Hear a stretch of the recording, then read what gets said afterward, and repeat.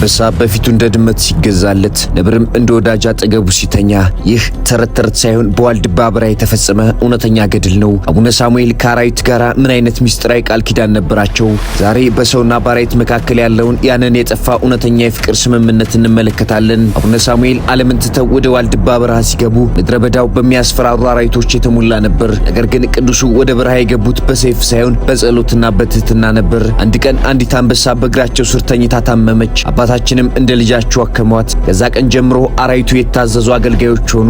አንበሳው ምግብ ያመጣላቸዋል፣ ነብሩም በደጃቸው ይጠብቃቸዋል። ይህ የሆነው አቡነ ሳሙኤል ወደ ቀደመው የአዳም ማንነት በመመለሳቸው ነው። አዳም ሳይበድል በፊት አራዊት ሁሉ ይገዙለት ነበር። አቡነ ሳሙኤል በቅድስናቸው ያንን በኃጢአት ምክንያት የጠፋውን የፍቅር ስምምነት መልሰው አደሱት።